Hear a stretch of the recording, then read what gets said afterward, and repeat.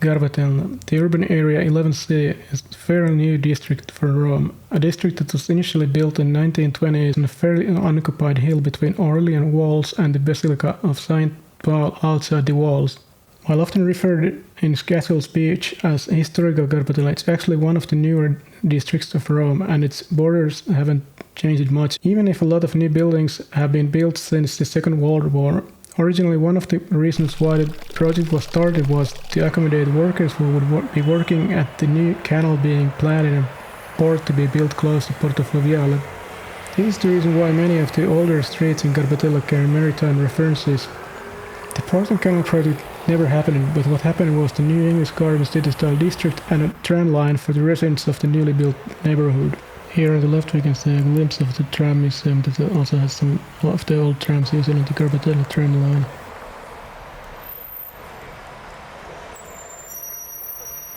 The tramway was first built between Piazza Venezia and Basilica San Paolo in 1897. Some tram lines stopped near Garbatella from the start, and probably the stop built at the General Market in 1923 was the closest to Garbatella, for some time before the actual extension to Garbatella was completed. Lines 22 and 23 were the first ones to have stopped in Garbatella. The tramways were altered a few times between 1930s and 1960s, and the lines were changed and merged several times during the existence of the tramway.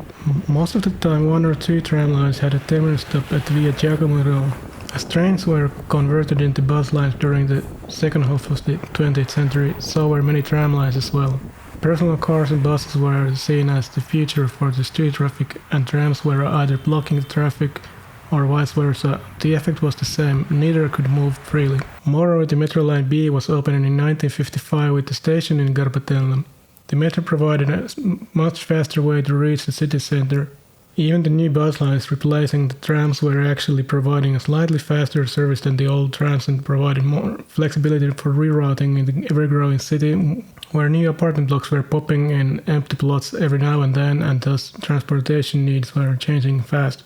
Most of the remaining tracks were removed in the 1980s, but according to some witnesses, some tracks and even parts of platforms were still under the asphalt in some locations, at least until early 2000s. Today there is almost no signs that there ever was a tramway in Garbatella. Many of the buildings that now surround the old tramway route weren't there when the trams were still rolling at the streets. However, there are still a few things that reveal there was something different going on the streets. The first apparent difference is that the streets on the route are slightly wider than most of the other streets in the area. Not that there aren't any other wide streets that never had the tram service, but it's still a distinguishing character of these particular streets. Another obvious one is, of course, that many of these streets are still frequented by buses that carry the same line numbers as the last tram lines used to have. Finally, some older buildings have hooks and other curious artifacts on the walls that were likely used to suspend the overhead line of the tramway. Indeed, many of the bits and pieces match by look the tram lines in other parts of the city, but these parts must not be confused with the telephone wiring that was running on every street and wall in the early 1920s before it was put underground.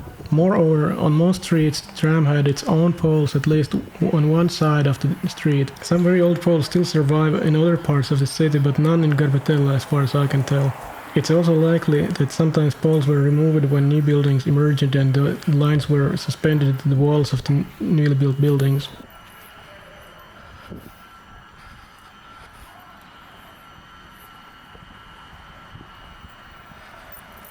This map shows the tracks as they were laid for most of the time they were used, and on top of that is laid over the 1944 US Army map, where the streets are more like they were laid at the time the tram was new. The loop was typically traveled anti-clockwise, but we are now going to walk it clockwise so that we can always stay in the right corners on the turns.